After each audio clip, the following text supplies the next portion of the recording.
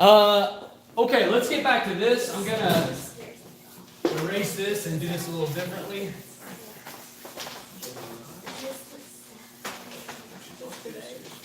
You know, I am gonna break down and buy a board. That would make me so happy. Okay, here's a couple of things that I can share with you. You guys ready for some real life? Talking about last week with the Catholic Answers Forum. Guy posts, I've heard that Luther or Luter means the beast in Arabic. Was Martin Luther the Antichrist? That's the original post. Guy responds, in one word, no. However, a poor misguided soul who led countless Christians in the West into heresy, whose legacy remains very strong with us to this day. That would be all of us sitting around here. The next guy writes, I suppose a better answer would be to ask you to find out yourself. Go take a look at what he created, the Lutheran denomination, from an unbiased view, and ask yourself if this is God's work or Satan's. Divided it against itself cannot stand. So, implication, it's Satan's work. Well, there you see also their implicit assumption that this is the Reformation is the place where the house divides. Right, which is like ridiculous, completely absurd. Yeah. Yes, John. I'd like to see the Catholics better with their indulgences. I would too. I told you guys about that last week, and I listened to the Catholic radio, and it's just I doubled over. The first time I heard this, I doubled over. They literally advertise. One of their advertisements is buy indulgences. Hey, go to this website, and with a credit card, you can buy indulgences for funerals. And I'm like, are you kidding me? I'm like, I didn't know they really still did this. You know? Yeah, go ahead. We should buy an ad. Yeah. On Catholic Radio. So every time coin in the coffer rings, the soul from purgatory springs. Right. Exactly. Just like run Petzl's lines. Yeah. And run them as ads on the Catholic Radio. Okay, Isaac, you need to stay seated, please, sir. Sit down. No, that chair is perfectly fine. You can sit right there. Sit down. We need more couches. No, we don't. I think what we need is more hard back. Right, that's probably what I need to do is bring those metal chairs up there and make all you people sit back. Straight back. We Okay. can also have just stand. That could be that. That's the way people used to learn. The teachers used to sit and the students stood. I was standing all That's day how the kids in my yesterday. class learn. Yeah. No I problem. don't If even. a 5-year-old can do it, you guys can figure it out. Yeah. Okay. All right, let's go on. This guy says, truly evil, no. Misguided, yes. Mentally unstable, relatively. Sinful, yes. Aren't we all? Interesting coming from a Catholic. Wrong, yes. Frustrated with some of the corruption of certain church authorities, yes. Justified in his actions, no, but he thought he was. Do I sympathize and pity him? Yes. Do I agree with his teachings? Not for a second. Take care when you hear that Antichrist stuff. Don't believe anything. Don't believe everything coming down the pipeline. Sure, many denominations call Catholics horrible names, but we must be stronger and more compassionate than that. I think that's pretty reasoned stuff there, honestly. This guy says, if he had been the Antichrist, wouldn't we not be? I don't know what that means. I'm a convert from Lutheranism, and I see no reason or anything to be gained by giving this assertion the time of day. Okay, that's fair. All right. So anyway, so you see that even still today, this sort of thing goes on. Pretty interesting. Here's a discussion I started in a group called Religious Discussion on Facebook, just so you know what you're up against out there. Here was my assertion. I said, so one thing that alarms climate scientists is that if an old Earth is assumed, we are experiencing the most rapid rise in temperature in human history. However, if one assumes a young Earth, the rise in temperature is completely normal. Wouldn't it be weird, and by weird I mean tragic, if all human progress is halted and billions die, all because an old Earth is, quote, settled science when it really isn't? Now, this is my opening salvo in this group, which probably wasn't the wisest opening salvo, but it's Some gasoline around. right. I just wanted to see what would happen, and it pretty much went down the way I thought. So, in other words, basically what I'm arguing is that this big UN report on climate change came out recently. And it shows that we're warming more rapidly than any other time in human history. Well, that would be true if you assume an old Earth. Because if you assume that the Earth is billions of years old, then we've never seen the Earth warm this rapidly before, right? But if you assume a young Earth, a 3 to 4, 5 degree change in Celsius in a young Earth would be pretty normal. because it fluctuates back and forth and these sorts of things. Okay, so that's kind of what I threw out there, and here are your responses. This sentence makes no sense, so I'm not going to say that one. First of all, how's the rise in temperatures completely natural if a young Earth is assumed? Well, that seemed like pretty. I mean, I don't know why he doesn't get that. Secondly, an old Earth isn't assumed. Evidence points to that conclusion.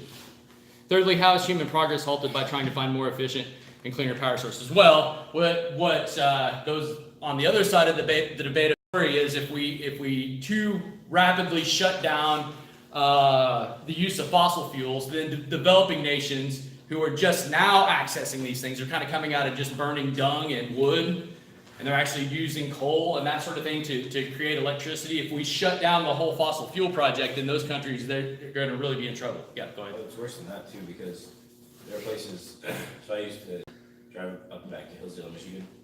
Between here and there are places where people don't have natural gas in their houses, partly because they're poor or partly because the house just never had it piped in. Right. And so they burn wood, and people are trying to get them off of it.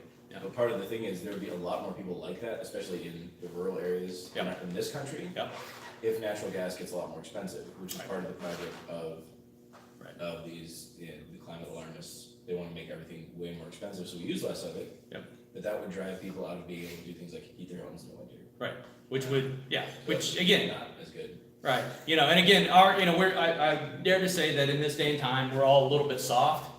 So if I sent all you people out and I said, okay, you get no electricity for a month, I bet you some of y'all would die. Literally, you would probably die.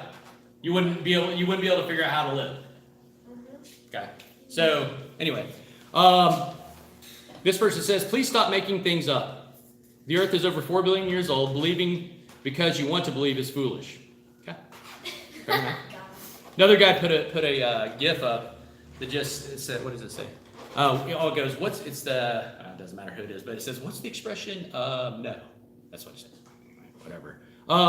This guy says, the tricky thing about why you see young Earth creation is that there are many fields of science that independently confirm that we live in a very old Earth universe. That would have to be a lot of wrong fields of study that all coincidentally confirm one another independently. Okay. It's so ridiculous. This guy says, if an old Earth is assumed, ha ha ha ha ha, put the Bibles down for a second, guys. Science is real, global warming is real, and this flood might be almost global for once. So he's arguing that if global warming continues, it's going to melt the Earth, and the world's going to flood. And if the moon gets bigger, everything's going to start drowning. Old Earth is settled science. Anyone who believes otherwise is ignorant or delusional.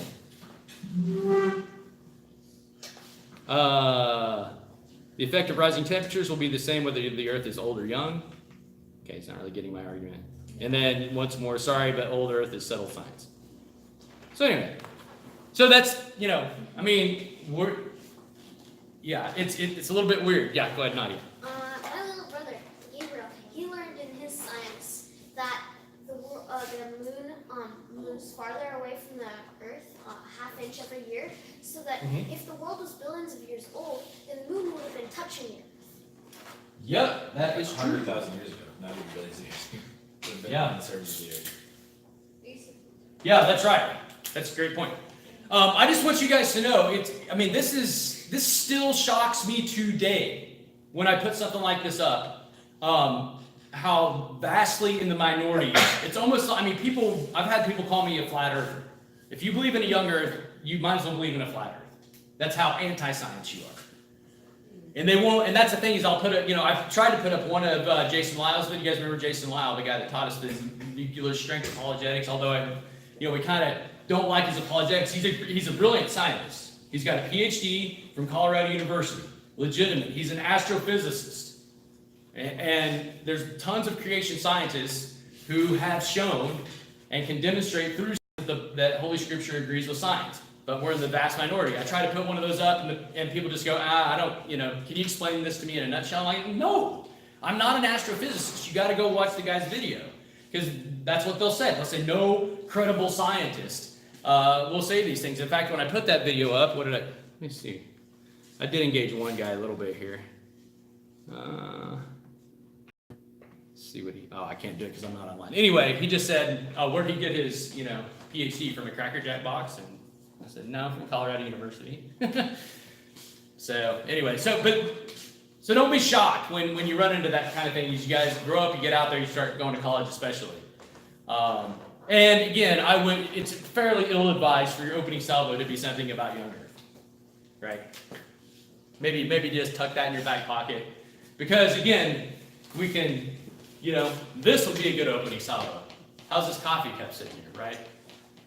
So, John, how's the coffee cup sitting here? Who's holding the coffee cup? Huh? No? Jesus. There you go. There you go. Sunday school answer. Okay. And then talk, because that'll freak some of your secular friends out. You say something like that, like, how's this sitting here? And you tell them Jesus, and they'll laugh at you. But then you can say, no, wait a minute, before you laugh.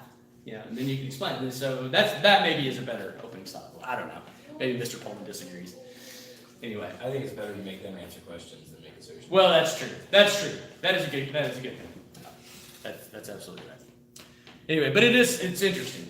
So just so you guys aren't like, oh my gosh, it still shocks me that there's just nobody that gives this any credibility whatsoever. It's not even the fact that they just disagree. They think it's complete foolishness. Okay. So, all right. Fun stuff. Okay. Back to life. That was all for free, by the way. Okay, so here's our timeline, right? Here's the church. I'm gonna lay the whole thing out for you and then go back and explain it. I think it'll be better that way. So here we have Adam and Eve, right? The first Lutherans, first Christians. Church begins there.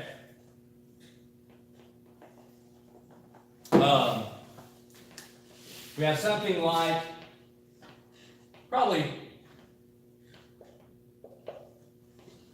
Tower of Babel, which, as Mr. Pullman pointed out last week, kind of led to your general paganism, which we could break down into,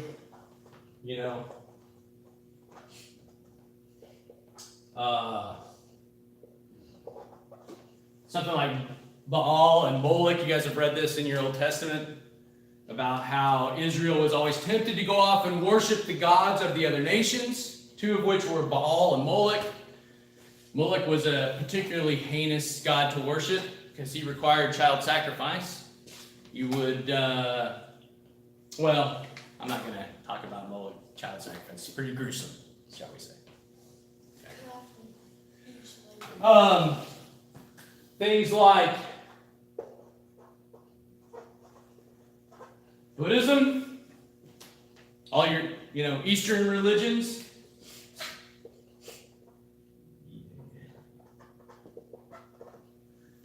Buddhism came on the scene 600 to 800 BC, I think. Somewhere in that, I'm guessing.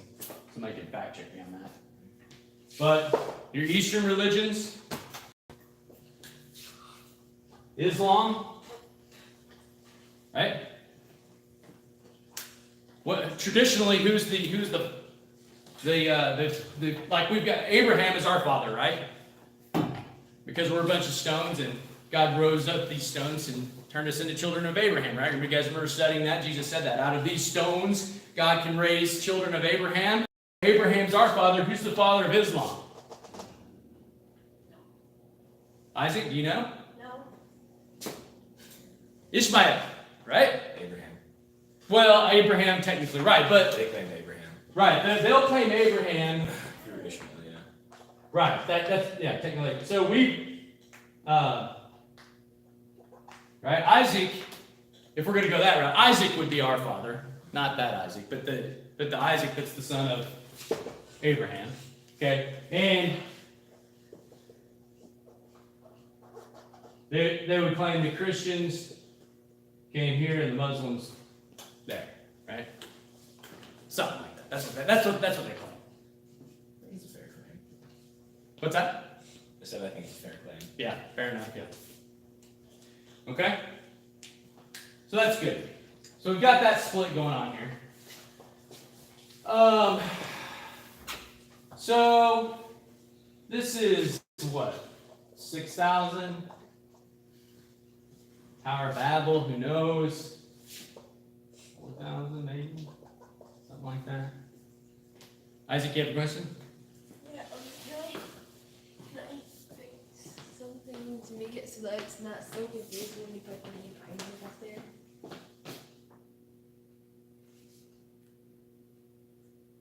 Oh, past Isaac. Okay, thank you very much. There we go. So nobody's confusing Abraham's son Isaac with this Isaac. Everybody straight on that? Okay, good. Very good, very good. All right. Now, I'm not going to get into too much of the minutia of Israel's history because, as we know, when they entered the Promised Land, there was a split between Judah and Israel, and there was a whole brouhaha going on about that. I'm not going to get too much into that. But suffice it to say that the church kind of continues this way until we hit year 0, right? Where we divide BC and AD. And then, well, we can just call it that. This is where primarily the Jews split permanently from the church. Okay, in the Old Testament, we see them going back and forth and back and forth and back and forth. They adopt Baal worship, Moloch worship, etc., etc. They abandon the Lord's commands.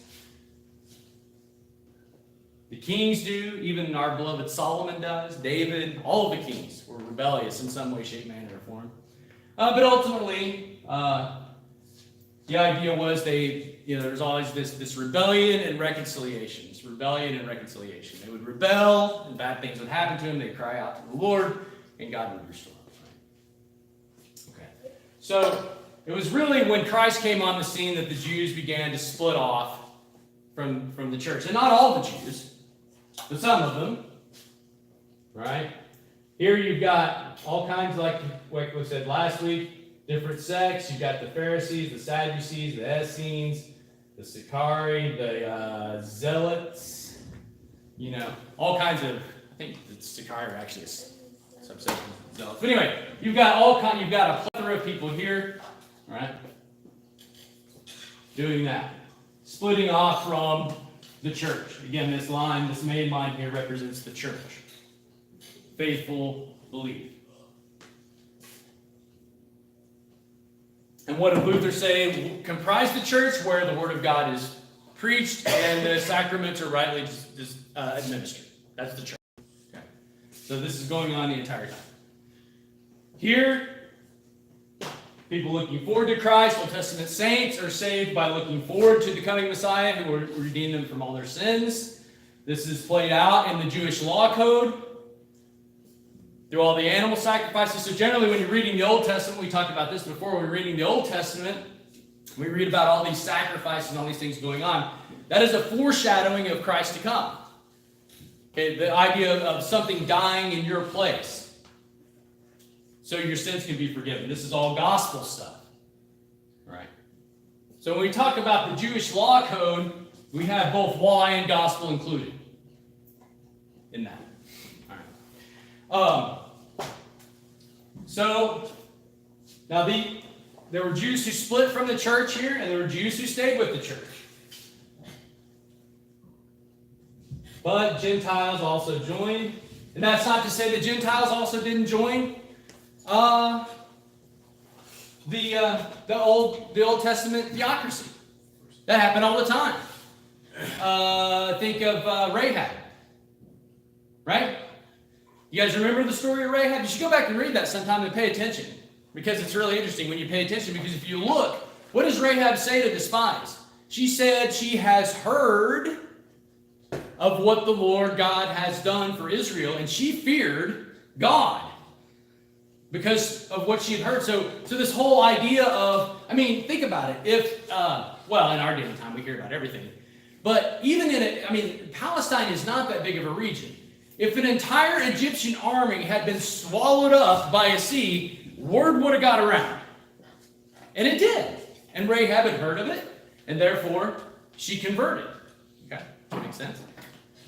So you have Gentiles, and there's commands aplenty in the Old Testament that talk about how under the Jewish code, the sojourner, you guys read this all the time, the sojourner, the widow, the orphan, how they're to be treated. They're to be treated with the same kind of love and care that the ethnic Jews were treated. Okay? You didn't have to be born into the Jewish faith to join it. Yeah. We even have, there's examples of people who were Gentiles in the line of Christ. Sure. There's the whole story of Ruth and Naomi Yeah. and Boaz. And Yeah. so it's not, there's a lot of that going on. Right. Okay. So, in fact, if you study carefully how the laws for slavery were set up in the Jewish law code, a lot of people, this is documented in the Old Testament, there were a lot of people who would come into the Jewish community because they had gotten into such debt in their own nation that they were fleeing. And if you went into slavery in one of the other nations, forget it, you're toast. Your history. So they would flee that nation, they would go to Israel because the slave system they had set up was way more humane than anything going on around them. In fact, it doesn't matter whether or not you were an ethnic Jew or a sojourner, if you committed yourself to this indentured servitude under the Jewish theocracy, in 7 years you would be freed and get a piece of land to start your own farm with. Pretty good deal, I would say, as opposed to a lifelong servitude that probably would end up in your death in any other nation around. Isn't that right? That's right. I just realized that's a really good idea for immigration. Yeah. Do 7 years slavery, and then you can be an immigrant. You believe in amnesty? That's amnesty. That's amnesty. Slaves for 7 years. So that's fine. That's another wish. But anyway, okay. So the point being that there were Gentiles that were flocking to the Jewish nation. I was going to say that maybe because they were so compassionate, that was one thing that made them vulnerable to other nations infiltrating them. But I don't think that's true. I think what made them vulnerable to other nations infiltrating them is they were disobeying God's commands. And disobeying God's commands have consequences. Okay? You do a murder, you do a murder, you're going to jail. Okay? That's it. That's how it works. You disobey God's commands. He warned of this in Deuteronomy. Okay? You disobey my commands, it's going to be bad news. Bad news. Okay? So anyway, so we get to here. Part of the Jews split off, part of the Jews stay with it. The Gentiles go along. I'm going to shorten my timeline a little bit here, so push all this back a little bit. But then we get to 1054. This is what they call the Great Schism. And again, in between all of this, there was a bunch of infighting going on among Christians. Just let that be known. Okay? Because after Christ died, I'll just put it at about 100. Just call it there. Okay? You had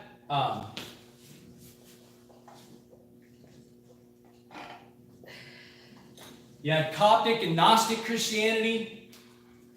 Now, largely Coptic Christianity was Gnostic in nature, but not always. But really, that's just a name for Egyptian Christianity. Really kind of the Christianity that was developing around Alexandria, Virginia. Have you guys heard of the Coptics? You should have, because the Muslims are heavily persecuting them in Egypt right now. In fact, it wasn't too long ago, maybe a year's time ago, that one of the Coptic churches was bombed. Okay. But anyway, you have split-offs going on all along here. So hopefully you're seeing a theme here. Yeah, go ahead. Well, and even just like in the Old Testament, sometimes the split-off is bigger than the faithful church. Right. And I was thinking about this while talking about the Old Testament, that at one point, the entire church was 7,000 people. Yeah. In the whole world. Yeah. Yep. And God actually gives that number. There are 7,000 left in the whole world. Yep. It's crazy. Yep. But then the other one is the Arians, right? Let's say the big one before the Great Schism. Mm-hmm. Right. But the Arians outnumber the faithful Christians many times. Yeah. No, that's right. And what Arianism taught was that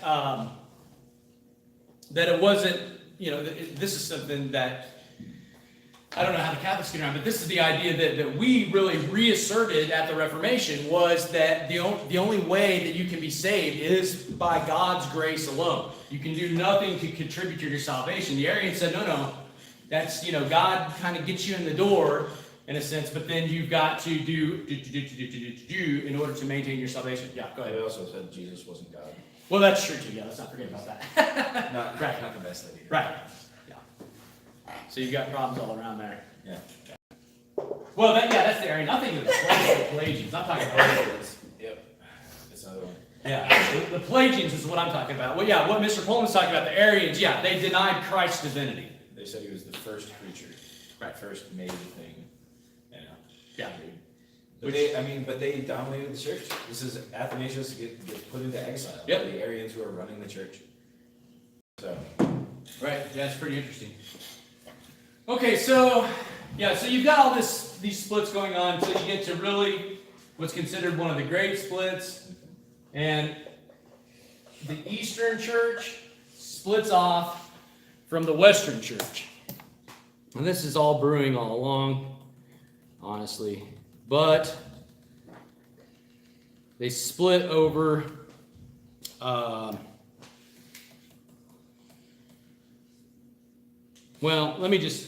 we'll talk about this, but they split over this idea called filioque. So, right? So, what do we say about the Holy Spirit in the Creed? He proceeds from the Father and, come on people, proceeds from the Father and the Son. Okay? Now, the East disagreed with that.